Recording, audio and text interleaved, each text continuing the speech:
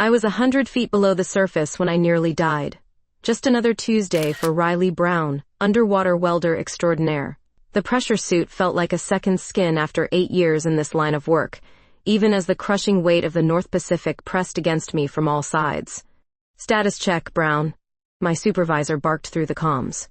Structural integrity at 60% on the east support. Beginning reinforcement now, I replied, firing up my underwater torch. The blue-white flame illuminated the murky darkness around me, casting eerie shadows across the massive oil rig support I was working on. Most people can't handle the isolation down here, the constant awareness that you're one equipment failure away from a watery grave. But I found peace in it. No small talk, no awkward dates that ended with "you're great," but no explaining why a 32-year-old woman chooses to spend most of her life underwater, instead of pursuing whatever the hell constitutes normal. The metal groaned as I worked, my hands steady despite the currents pushing against me. I'd just finished the second weld when I noticed it. A hairline fracture extending beyond my work area, spreading like a spider web across the structure. "Control, we've got a problem," I said, but only static answered. My oxygen readout suddenly dropped from 2 hours to 30 minutes. Damn cheap equipment. The crack widened before my eyes, and I barely had time to push off before a massive chunk of metal broke free, tumbling past me in slow motion. If I'd been 2 feet closer, I'd be crushed under tons of steel.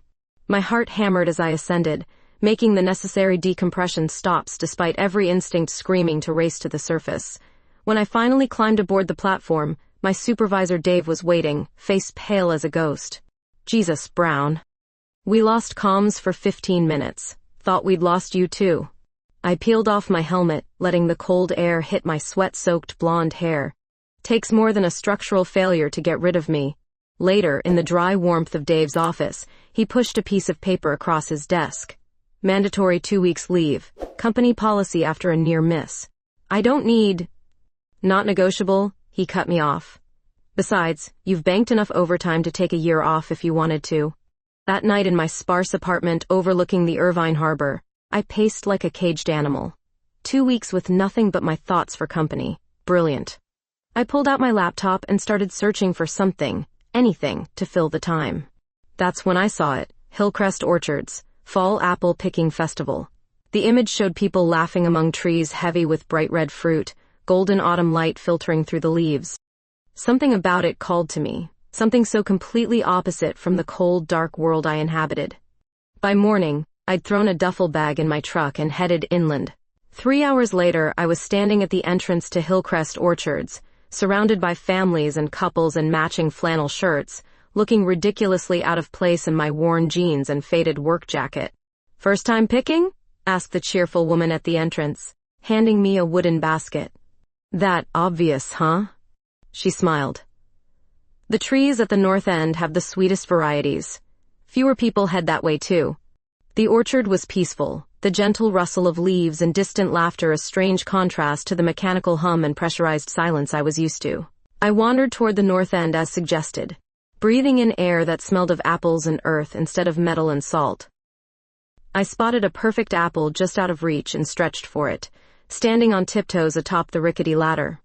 For someone who works with precision in life-threatening conditions, what happened next was embarrassingly amateur. The ladder wobbled, my center of gravity shifted, and suddenly I was falling backward through empty air. Instead of hard ground, I crashed into something softer, someone, who let out a startled oof as we both tumbled to the grass. "Damn it," I groaned, rolling over to face my accidental savior. Words failed me as I looked into the bluest eyes I'd ever seen, set in a face framed by auburn hair that caught the sunlight like copper wire. "Well," she said with a half smile, "I've had worse things fall from the sky." "Are you okay?" the woman asked, her voice warm with concern as she helped me to my feet. My cheeks burned with embarrassment as I brushed grass from my jeans. "My pride's the only casualty," I answered, taking her offered hand. "I'm Riley Brown, and I apparently suck at apple picking." "Georgia Martin," she replied, her handshake firm but gentle. "Engineer by trade, but occasional apple-catching superhero on weekends." I laughed despite myself. There was something about her, confidence without arrogance, humor without trying too hard. When she bent to retrieve my scattered apples, I noticed her well-worn boots and the practical way she moved. Not someone who dressed up for apple picking as a cute Instagram opportunity. Let me buy you a drink, I offered. As thanks for breaking my fall. They've got some kind of apple cider stand back at the entrance. Georgia's blue eyes crinkled at the corners. Hard cider or regular? It's barely noon. Exactly why I'm asking. 20 minutes later, we sat at a rustic picnic table, hard ciders in hand. Georgia explained she was a marine engineer, designing and testing underwater habitats and equipment. So you're the one who makes the fancy stuff I weld together, I said, surprised by how easy conversation felt. I'm an underwater welder, mostly oil rigs, occasionally salvage operations. Georgia leaned forward, genuinely interested. Seriously? That's incredible. The pressure tolerances alone make that one of the most dangerous jobs out there, says the woman who designs habitats that keep people alive on the ocean floor. She grinned, taking a sip of her cider. Fair point. We're both slightly crazy, just in different ways. We talked shop for a while, discovering we'd actually worked for some of the same companies, though never on the same projects. As we finished our drinks, Georgia gestured toward the orchard. Want to try again? I promise to spot you this time. The afternoon passed in a blur of laughter and surprisingly deep conversation. Georgia showed me how to tell when apples were ripe and shared her grandmother's secret recipe for apple butter. I told her about a whale shark that once curiously watched me work near the Gulf of Mexico. We'd just filled our second basket when the first fat raindrops began to fall. Within seconds, it turned into a downpour. We ran for shelter, ending up beneath a wooden gazebo at the far end of the orchard, temporarily cut off from the main buildings. That came out of nowhere, Georgia said, wringing water from her hair. The rain created a curtain around us, isolating our little shelter from the rest of the world. Suddenly, I was acutely aware of how close we were standing, how her wet shirt clung to her shoulders. You're shivering, she noted, removing her flannel overshirt and offering it to me. I run hot. Benefit of growing up in Michigan. I accepted it gratefully, overwhelmed by both the thoughtful gesture and the faint scent of sandalwood that clung to the fabric. How long are you in town for? Georgia asked, watching the rain pound against the orchard. 2 weeks. Forced vacation after a near miss at work. She turned to face me, expression serious. What happened? I rarely shared details of close calls. They came with the territory in my line of work.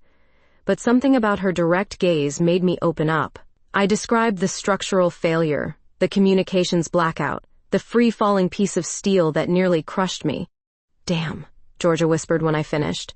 You say that so matter-of-factly, like it's normal to almost die on a Tuesday. I shrugged. Occupational hazard. Still. She moved closer, her shoulder brushing mine. I'm glad you made it. Would have been a shame never to meet you. Something shifted in the air between us. Her eyes dropped briefly to my lips, then back up. I found myself leaning forward slightly, drawn by some invisible pull. Thunder cracked directly overhead, making us both jump and then laugh, the moment broken but not forgotten. Storm's letting up, Georgia noted as the downpour eased to a drizzle. My car's in the main lot. Can I give you a ride back to town? You mentioned walking from your motel, right? The rational part of my brain reminded me that I'd just met this woman. The rest of me, the part that had felt more alive in the past few hours than in months prior, didn't care. I'd like that, I said. In her car, heater running against the autumn chill, Georgia punched my motel's address into her GPS. As we pulled away from the orchard, she glanced over at me. You know, I'm heading to this great little seafood place for dinner later. She hesitated, then added, if you don't have plans. I don't have plans, I said, perhaps too quickly. For the whole 2 weeks, actually. George's smile was slow and warm, like sunrise on the ocean. Then, I guess I'll have to help you make some. As we drove through the rainy countryside, I realized I was still wearing her flannel shirt. I also realized I wasn't in any hurry to give it back. The call came 3 days into my forced vacation. Georgia and I had spent nearly every hour together since the orchard, exploring Irvine's hidden gems by day and sharing meals that stretched into midnight conversations. I was half asleep in my motel room when my phone jolted me awake. Is this Riley Brown? The male voice was crisp, professional. Speaking, I mumbled, checking the clock. 7:32 a.m. This is Edward Winters from Landmark Legal Associates. I'm calling regarding the estate of Margaret Elizabeth Brown. I understand she was your great-aunt? I sat up, suddenly alert. Yes, but we weren't close. I only met her once when I was a kid. Nevertheless, Miss Brown, you're listed as her sole beneficiary. She passed 3 weeks ago, and her will specifies that her property in Irvine transfers to you, along with all contents and a modest financial holding. The conversation that followed felt surreal. Apparently my reclusive great-aunt Margaret, whom family members had always referred to in whispers as eccentric, had left me her Victorian house on the outskirts of town, the same town I'd randomly chosen for my forced vacation. I called Georgia immediately after hanging up. A house? You inherited an entire house? She sounded as stunned as I felt. Apparently. The lawyer's meeting me there at noon to hand over the keys. Want to come see it? Are you kidding? Wild horses couldn't keep me away. The property sat at the end of a winding driveway, partially obscured by overgrown oak trees. As Georgia's car crunched up the gravel path, the house emerged from behind the foliage like something from another era. A 3-story Victorian with a wraparound porch, weathered gray siding and ornate gingerbread trim. Holy shit, Georgia whispered as we stepped out. It's gorgeous. In a haunted house sort of way. The lawyer was waiting on the porch, manila envelope in hand. After a brief explanation of the property taxes and utilities, he handed me a heavy iron key and departed, leaving us alone with my unexpected inheritance. The front door creaked open to reveal high ceilings, dust-covered furniture, and the lingering scent of old books. Sunlight filtered through stained glass transoms, casting colorful patterns across hardwood floors. This place must be worth a fortune, Georgia said, running her hand along a carved banister. Even considering the renovations it needs. I wandered through rooms filled with antique furniture, shelves overflowing with leather-bound books, and glass display cases containing what looked like scientific specimens. Everything was covered in a fine layer of dust, but otherwise immaculately preserved. She was a doctor, I told Georgia, examining framed credentials on the study wall. Specialized in some kind of experimental medicine. My mom always said she was brilliant but difficult. We spent hours exploring, finding everything from a fully stocked antique kitchen to a sunroom filled with dried plants. When we reached the second floor, Georgia's engineer instincts took over.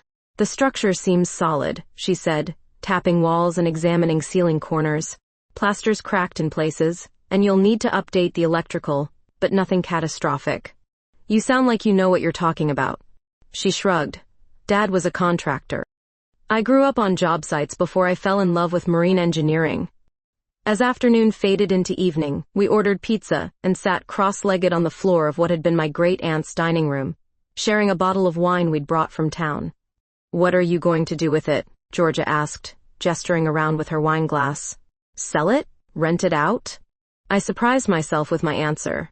Maybe keep it. I've never had roots anywhere. My apartment's just a place to store my gear between jobs. Georgia smiled, something soft in her expression. It suits you somehow. You think so? Definitely.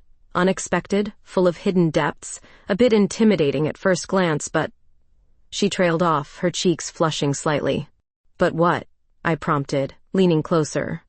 But worth getting to know, she finished quietly. The air between us thickened. I set down my wine glass, pulse quickening as Georgia did the same.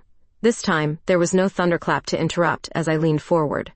Her lips met mine halfway, soft and tasting faintly of red wine. The kiss was gentle at first, then deeper as her hand came up to cup my face. When we finally broke apart, I felt lightheaded in a way that had nothing to do with the wine. Been wanting to do that since you fell out of that tree, Georgia admitted, her thumb tracing my cheekbone. Technically, I fell off a ladder. Details, she murmured, leaning in again. Later, as night settled fully around the old house, neither of us wanted to leave. The prospect of Georgia driving back to town seemed suddenly unthinkable. Stay, I said simply. There's plenty of rooms to choose from. She agreed, and we found linens in an upstairs closet, making up the least dusty bedroom for her. Standing in the doorway after we'd finished, Georgia looked back at me with an expression I couldn't quite read. What a strange twist of fate, she said softly. You coming to Irvine, then inheriting this place. Maybe not entirely fate, I answered. After all, I chose to go apple picking. She smiled, her blue eyes reflecting the warm light from the hallway sconce. Then I'm very glad you did. I woke to the smell of coffee and the sound of running water. For a disorienting moment, I couldn't remember where I was. Then it all rushed back. The inheritance, the Victorian house, Georgia staying over, that kiss. I found her in the kitchen, hair wet from a shower, wearing yesterday's clothes and examining the ancient plumbing under the sink. "Morning," she said, emerging with a wrench in hand. "Hope you don't mind, but this faucet was driving me crazy. Previous repair job was amateur hour." "My great-aunt probably did it herself," I said, accepting the mug of coffee she offered. "Did you sleep okay?" "Like the dead," Georgia grinned. Which, considering this place looks like the setting of every ghost story ever, is pretty impressive. After breakfast, we tackled the most pressing repairs. Georgia's engineering expertise proved invaluable as we examined the house's aging systems. By mid-afternoon, we'd made a comprehensive list of everything that needed fixing, from minor cosmetic issues to major plumbing overhauls. "The basement's next," I said, finding the door off the kitchen. "According to the lawyer, it's mostly storage, but we should check for water damage." The wooden stairs creaked ominously as we descended. Unlike the rest of the house, which felt merely old, the basement had a distinctly unsettling quality. Stone walls glistened with moisture, and the air smelled of earth and something chemical I couldn't quite identify. "Your aunt wasn't big on organization," Georgia remarked, shining her phone flashlight across shelves crammed with dusty boxes, scientific equipment, and glass jars containing what looked suspiciously like preserved specimens. I sneezed as we moved deeper into the space. She was some kind of research doctor. Mom never went into details, but there were family rumors about controversial experiments. "Define controversial," Georgia said, examining what appeared to be an antique microscope. "No idea. Nobody talked about it directly." We continued our exploration, cataloging the bizarre collection. Most items seemed like standard scientific equipment from various eras, some dating back decades, others relatively modern. Georgia helped me move a heavy metal shelf unit to check the wall behind it for moisture damage. "That's when we found it." "Riley," Georgia said slowly, "is that a door?" Almost invisible against the stone wall was the outline of a narrow doorway, sealed with what looked like newer concrete than the surrounding masonry. "It wasn't on the house plans," I said, running my fingers along the seam, "and someone went to a lot of trouble to hide it." We exchanged glances, silently agreeing. Using tools from upstairs, we carefully chipped away at the concrete seal. After an hour of work, the outline of a small metal door emerged. It took both of us to wrench it open, revealing a small room beyond. "Holy shit," I whispered as we stepped inside. The hidden space was meticulously organized, unlike the cluttered main basement. Glass cabinets lined the walls, containing medical instruments that looked both antique and strangely advanced. Leather-bound journals filled an entire bookshelf. In the center stood an examination table with leather restraints, surrounded by equipment I couldn't identify. "What the hell was your aunt into?" Georgia asked, her voice tight. I picked up one of the journals, opening to a random page filled with handwritten notes and diagrams. The text appeared to be in some kind of code, letters and numbers arranged in patterns that made no sense. "This feels wrong," Georgia said, examining jars containing preserved specimens labeled only with numbers and dates. "These look like tissue samples." We spent the next hour documenting everything, neither of us touching more than necessary. The room told a story of obsessive research conducted in secret, spanning decades based on the dates in the journals. "We should go back upstairs," I finally said, the weight of discovery settling uncomfortably on my shoulders. "I need to process this." In the kitchen, Georgia poured us both something stronger than coffee. "Your aunt was either a genius working outside conventional channels or something else entirely," I finished. Night fell as we brought the journals upstairs, spreading them across the dining room table. Hours passed as we attempted to decipher the code, making minimal progress until Georgia noticed a pattern in the numbering system. "It's a substitution cipher," she said around midnight, excitement breaking through her exhaustion. "Look. She's using a mathematical sequence as the key." Slowly, words began to emerge from the seemingly random characters. Medical terminology, experimental procedures, observations of results, all documented in meticulous detail. The picture forming was both fascinating and disturbing. My great-aunt had been conducting unauthorized research on regenerative medicine, using methods that no ethics board would ever approve. "She was brilliant," Georgia murmured, scanning a deciphered page. decades ahead of current research. I looked up at her, moonlight streaming through the window, illuminating her focused expression. Something shifted between us in that moment, the shared secret creating an intimacy that transcended our brief acquaintance. "Stay again tonight?" I asked softly. Georgia's eyes met mine. "I was hoping you'd ask." This time, when she followed me upstairs, she didn't go to the guest room. Her kiss was more certain now, her hands finding their way under my shirt as we stumbled backward onto my bed.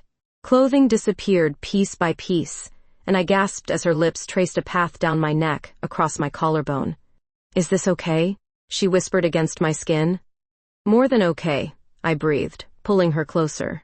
In the shadows of the house with all its secrets, we created something honest and uncomplicated, our bodies speaking what words couldn't yet express. The mystery in the basement temporarily forgotten as we lost ourselves in each other, until exhaustion finally claimed us both. Georgia's phone woke us at 7. She untangled herself from me with a sleepy apology and answered, instantly shifting into professional mode. I watched, admiring the curve of her spine in the morning light as she paced naked across the room, scribbling notes on the back of an envelope. "Yes, I understand the timeline," she said, "but we need a specialized welder for this section." "Exactly, that's what I've been saying." She glanced at me, a sudden idea lighting her eyes. "Actually, I may have a solution. Let me make a call and get back to you."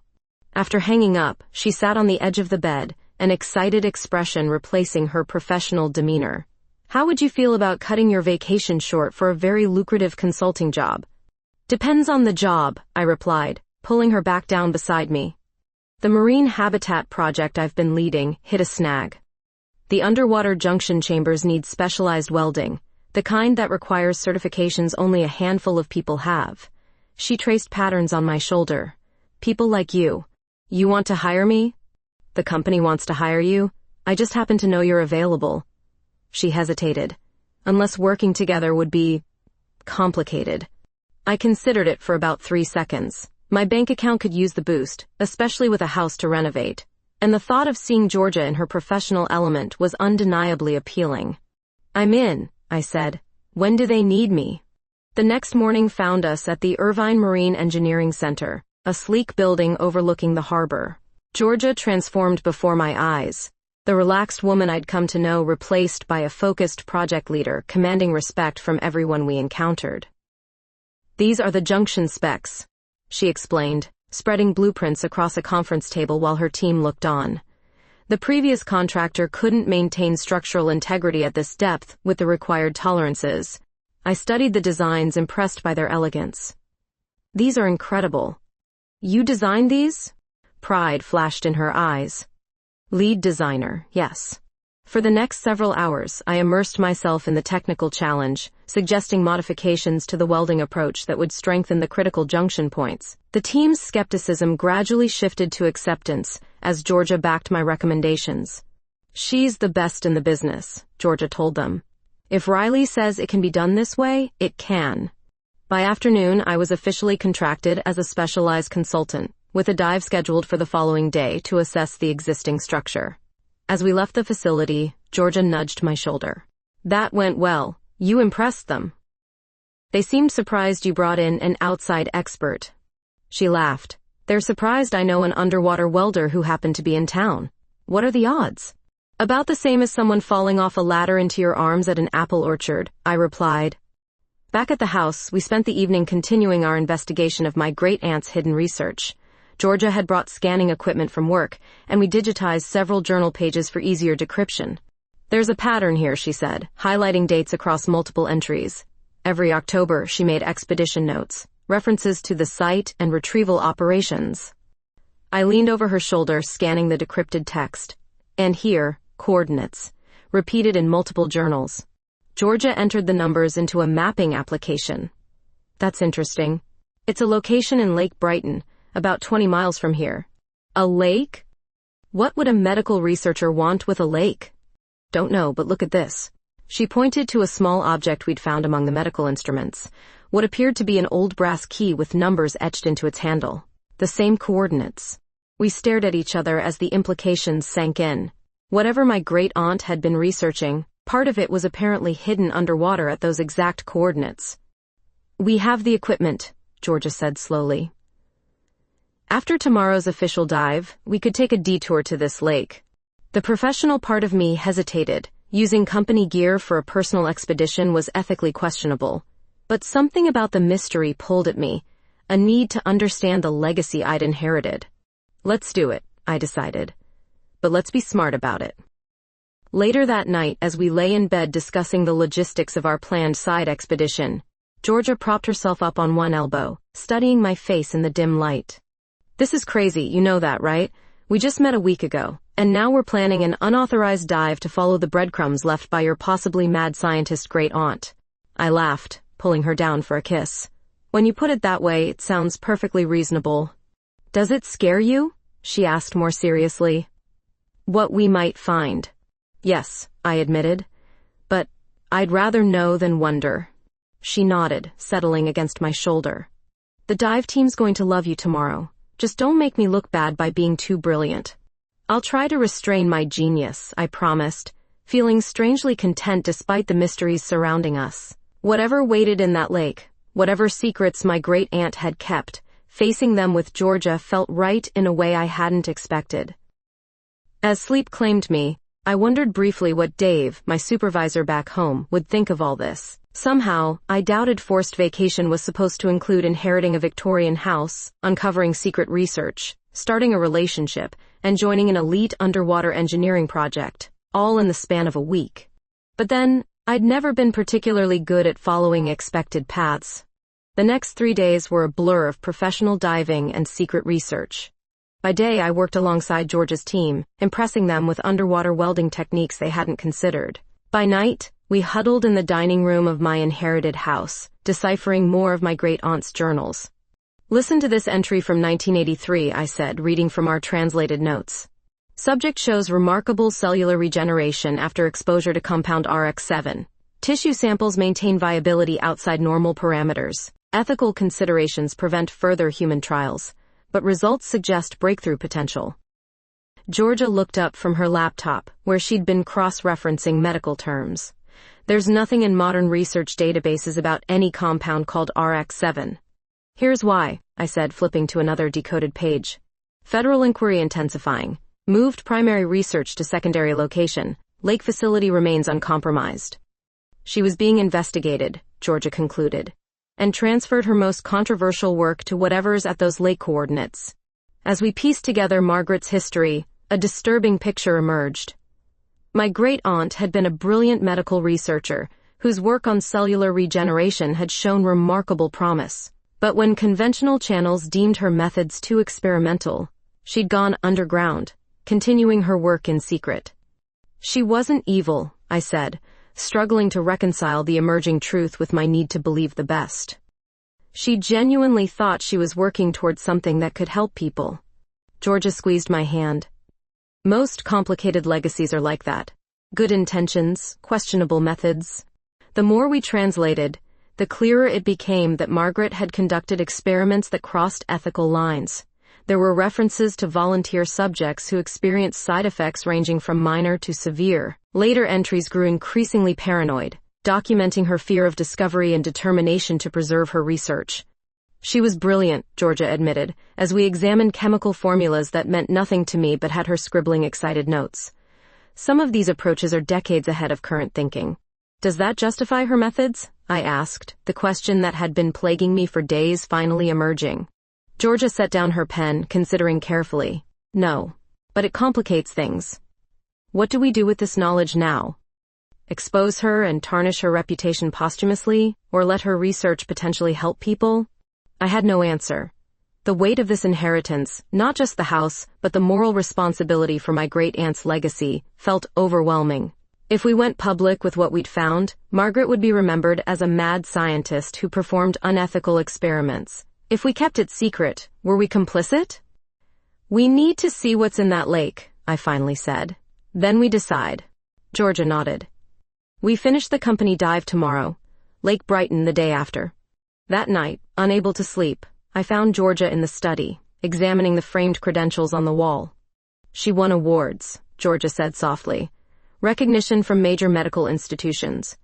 Before whatever drove her to go rogue. I wrapped my arms around her from behind, resting my chin on her shoulder. People contain multitudes.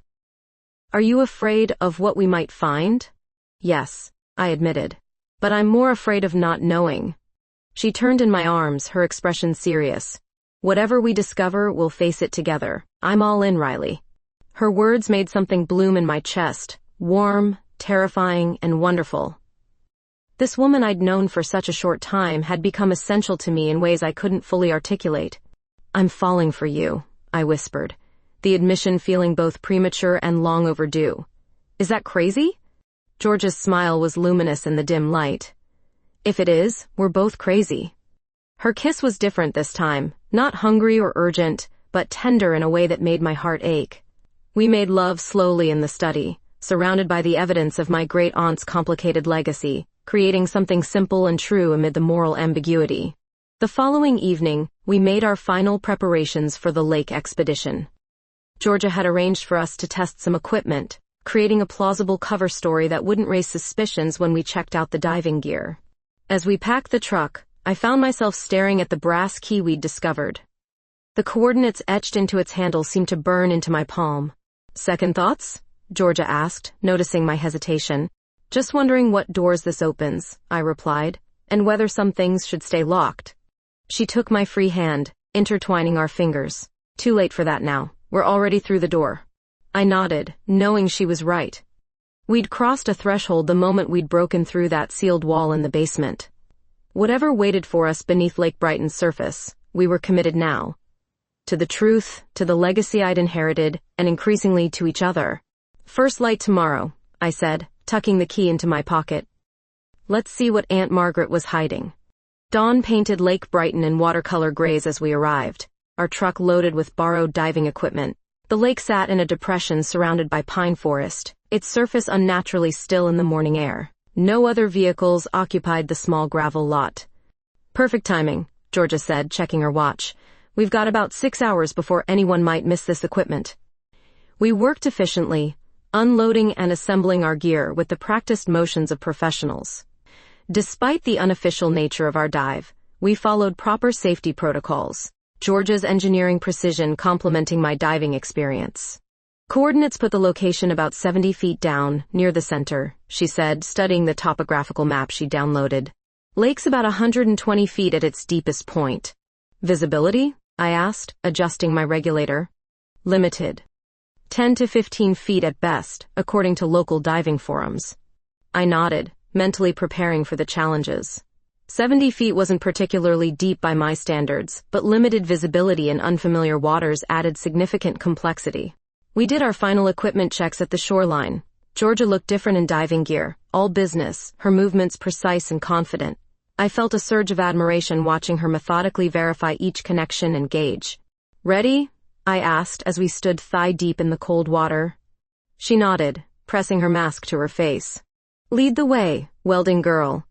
We descended along our guideline, the clear shallows quickly giving way to murkier depths. Filtered sunlight created shifting patterns in the particulate-rich water. I kept Georgia close, our dive lights cutting yellow cones through the gloom. At 60 feet, the temperature dropped noticeably. My dive computer showed we were approaching the coordinates. I gestured to Georgia, who nodded and began scanning the lake bottom with her light. Then I saw it, a geometric shape too regular to be natural, rising from the silty lake bed. As we approached, the structure became clearer, a concrete bunker approximately 15 feet square, with a heavy steel door on its upper surface. Georgia looked at me, her eyes wide behind her mask. We'd found it, Margaret's secret underwater facility. I removed the brass key from its waterproof pouch and approached the door. Years of sediment had accumulated around the edges, but the lock mechanism remained visible. With Georgia holding a light steady, I inserted the key. It turned with surprising ease, as though the mechanism had been maintained despite its underwater location. The door resisted at first as I pulled, then released with a rush of bubbles as the seal broke. We exchanged glances, then I descended first into the dark space below. Our lights revealed a small airlock chamber leading to a second sealed door.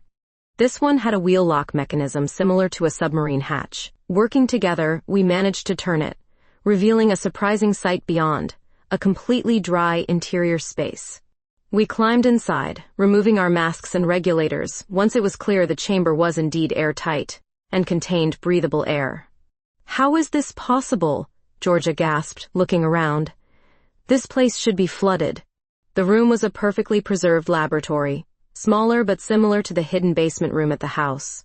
Glass-fronted refrigeration units lined one wall, still humming with electricity from some unknown power source. Equipment sat ready for use, as though the researcher had just stepped away. "She engineered it to last," I said, examining the reinforced walls. "Look at the seals, the backup systems. This place was built to survive decades underwater." Georgia moved to the refrigeration units, wiping condensation from the glass to peer inside. "Riley, these contain preserved specimens. And look!" She pointed to steel containers labeled with the now familiar RX-7 designation. We spent the next hour documenting everything, taking photos and collecting samples of the mysterious compound. Files stored in waterproof containers revealed more of Margaret's research, detailed records of experiments showing both miraculous results and disturbing side effects. "She was trying to create tissue that could regenerate indefinitely," Georgia said, scanning through a research summary. "Think about the implications: curing degenerative diseases, healing catastrophic injuries, potentially extending human lifespan beyond current limits." "At what cost?" I countered, examining charts documenting failed trials. Some of these subjects suffered horribly. We gathered the most important files and samples, securing them in waterproof containers. Just before leaving, Georgia discovered a final sealed case containing what appeared to be Margaret's ultimate research achievement, vials of a refined version of her compound, along with detailed notes on its composition. "This could be revolutionary," she whispered, "or devastating in the wrong hands." The return journey to the surface felt longer, each of us lost in thought about what we'd discovered. Back on shore, as we loaded our findings into the truck, neither of us spoke until the equipment was stowed. Finally, sitting in the cab with the heater running against the autumn chill, Georgia turned to me. "What now?" That evening, we built a fire in the old stone fireplace of my inherited house, spreading Margaret's research across the floor around us. The dancing flames cast shifting shadows across pages, documenting both brilliance and ethical failure. "She wanted to help people," I said quietly, reading through her personal journals. But somewhere along the way, the research became more important than the human cost. Georgia nodded, sorting papers into piles. "The question is, what's our responsibility now?" As night deepened, we reached a decision. The most disturbing evidence of unethical experiments we would burn, preventing Margaret's worst actions from defining her legacy. The breakthrough research, potentially beneficial to humanity, we would anonymously submit to proper scientific channels for ethical review. As the damning pages curled and blackened in the flames, Georgia rested her head on my shoulder. "Do you think we're doing the right thing?" I watched sparks rise up the chimney, carrying away the darkest aspects of my great-aunt's legacy. "I don't know, but I think we're doing the best we can." Later, as we lay tangled together in bed, the weight of the day's discoveries gave way to more immediate desires. Georgia's hands moved with increasing urgency across my skin, her breath hot against my neck. "I need you," she whispered, and I responded wordlessly, losing myself in her touch as the house around us kept its remaining secrets.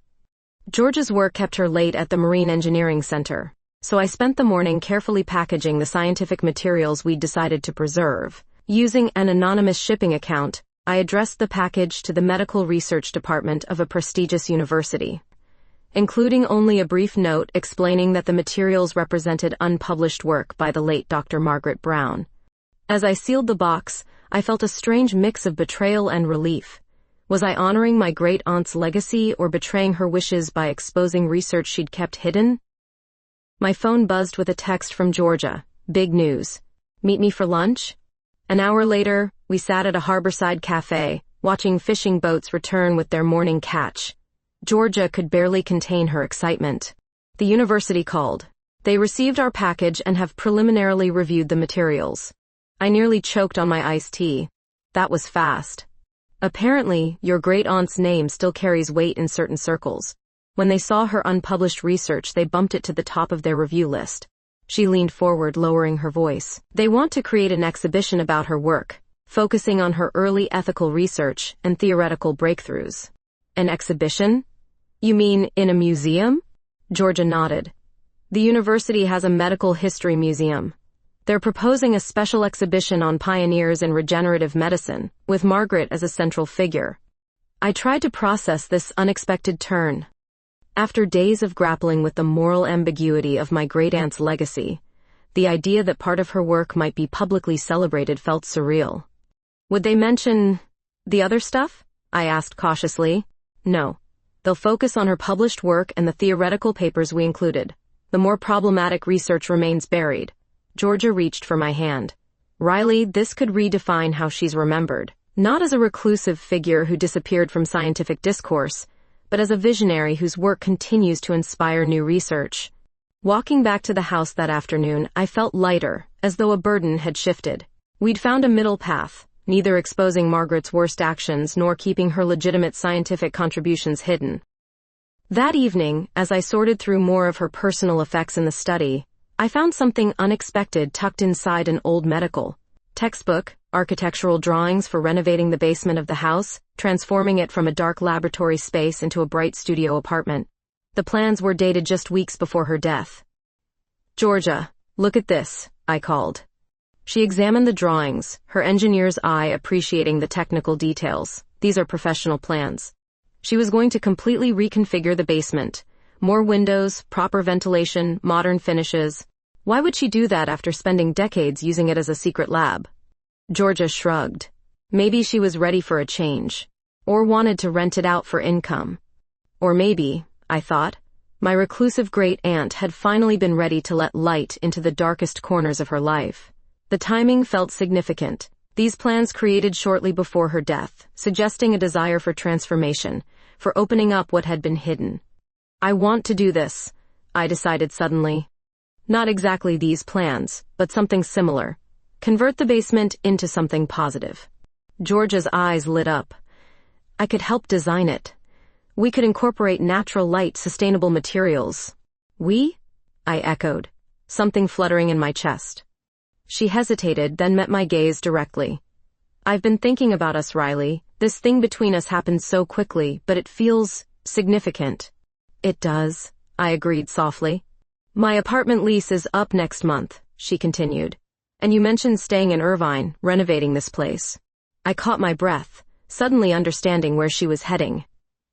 Are you proposing what I think you're proposing? Her smile was both nervous and hopeful. Would it be crazy if I was? I laughed, feeling a surge of joy that eclipsed all the heaviness of the past weeks. Yes, absolutely crazy. And absolutely right. Later that night, standing in the basement that had once held my great-aunt's darkest secrets, we sketched rough plans for its transformation, where windows would cut through stone walls, how the space would flow, what purpose it might serve in our shared future. It's symbolic, isn't it? Georgia said, her arm around my waist, taking what was hidden and secretive and opening it to light. The next morning, I woke early and slipped outside while Georgia still slept. The air held the crisp promise of approaching winter, but sunlight warmed the weathered boards of the front porch. I sat on the steps watching light filter through oak leaves, thinking about unexpected journeys. 1 month ago, I'd been 100 feet underwater, nearly crushed by falling steel, a lonely woman with no roots, whose closest relationships were with fellow divers I saw only on jobs. Now I was planning home renovations with a woman who had crashed into my life as suddenly and completely as I'd fallen into hers at that apple orchard. When Georgia finally emerged, sleep-tousled and beautiful in the morning light, I held up my welding torch, the tool that had defined my solitary life for so many years. "What's this?" she asked, accepting the torch with a confused smile. "It's symbolic," I explained. "In my world, this is the most valuable thing I own, the tool that creates unbreakable bonds." I took her free hand in mine. "Will you move in with me, Georgia Martin? Help me transform this house and my life into something neither of us could build alone?" Her smile bloomed slowly, then completely. "Are you proposing to me with a welding torch? Is that too weird?" She laughed, pulling me into a kiss that tasted of coffee and promise. "It's perfect. Yes, absolutely yes." 6 months flew by in a blur of renovation dust, blueprints, and the gradual merging of 2 lives into one shared existence. Georgia's engineering expertise complemented my practical skills as we transformed the old Victorian from a house of secrets into a home filled with light. The exhibition on pioneering women in regenerative medicine opened at the University Museum on a rainy spring afternoon. We stood at the back of the crowded gallery, watching visitors examine displays featuring Margaret's early research and theoretical models. "They're calling her visionary," Georgia whispered, squeezing my hand as we listened to the curator's speech. A woman ahead of her time whose work laid foundations for current medical breakthroughs. It wasn't the whole truth. The darker aspects of Margaret's research remained buried, but it wasn't a lie either.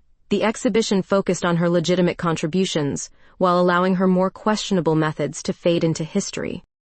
"I think she'd be pleased," I said, studying a photograph of my great-aunt from her early career, her expression serious but her eyes bright with intellectual passion. At least, the part of her that wanted to help people would be. We slipped out before the reception, neither of us wanting to field questions about our connection to the late doctor. Back at home, our home now, workers were finishing the last details of the basement conversion. "Come see this," Georgia called, leading me down the transformed staircase. Where once stone walls had contained dark secrets, now large windows captured afternoon sunlight, illuminating warm wooden floors and freshly painted walls. "It's beautiful," I breathed, taking in the space that bore no resemblance to the unsettling laboratory we'd discovered months earlier. "Just wait until you see who's moving in," Georgia said with a mysterious smile. She handed me a letter bearing the university's logo. I scanned it quickly, then had to read it twice more before I fully comprehended its meaning. The university was establishing a scholarship for women pursuing careers in underwater engineering and related fields. The first recipient, a promising graduate student, would be living in our converted basement apartment while completing her studies. "You did this," I said, looking up at Georgia. She shook her head. "We did this. Your aunt's legacy funding a future she probably never imagined, in a space transformed from secrecy to opportunity." That evening, we hosted a small gathering to celebrate the completed renovations. Georgia's colleagues from the Marine Engineering Center mingled with local friends we'd made over the past months. The house felt alive in a way I suspected it hadn't been for decades, filled with laughter, conversation, and the comfortable chaos of shared lives. Dave, my old supervisor, had flown in for the weekend, still shaking his head in disbelief at how my forced vacation had transformed my life. "Never thought I'd see the day," he said, clinking his beer bottle against mine as we stood on the porch watching the sunset. "Riley Brown with roots, a house, a partner. Next thing you'll tell me you're getting a dog." "One step at a time," I laughed, though Georgia had been dropping hints about a local shelter's adoption event. As night fell and guests departed, Georgia and I found ourselves alone on the porch swing, watching fireflies begin their evening dance across the lawn. The spring air carried the scent of freshly cut grass and the distant tang of the ocean. "Do you ever miss it?" she asked quietly. "The diving, the constant travel, the underwater solitude?" I considered her question carefully. Though I still took occasional welding contracts, most of my work now involved consulting and training, sharing my expertise while staying close to home. "Sometimes," I admitted. "But I've traded one kind of depth for another." She smiled, understanding my meaning without further explanation. "No regrets?" I shook my head, thinking of the unlikely series of events that had brought us together. An accident at work, a forced vacation, an apple-picking mishap, an unexpected inheritance with all its complications. "Not one," I said, wrapping my arm around her shoulders. Though I still maintain I didn't fall off that ladder. I was pushed by fate. Georgia laughed, nestling closer. Smooth recovery for someone who landed flat on her back in an orchard. We sat in comfortable silence as darkness settled fully around us. The old house creaking gently as if settling into its new identity. Tomorrow would bring the arrival of our scholarship student, another step in the ongoing transformation of Margaret's legacy. Next week, Georgia would begin a new marine habitat project that incorporated some of my innovative welding techniques. "We should probably go in," Georgia murmured eventually, though neither of us moved. "In a minute," I said, reluctant to break the perfect stillness of the moment. "I'm just thinking about depths." "What about them?" I took her hand, intertwining our fingers. "I spent years diving to the bottom of oceans, thinking that's where I'd find what I was looking for, in the pressure and the darkness and the solitude. Never imagined I'd find it by falling out of an apple tree." Georgia smiled, turning to kiss me softly in the gathering darkness. "Ladder," she corrected against my lips. "You fell off a ladder." "Details," I whispered, kissing her back as fireflies danced around us, tiny lights against the vastness of the spring night, like the unexpected sparks that illuminate the deepest waters, showing the way home.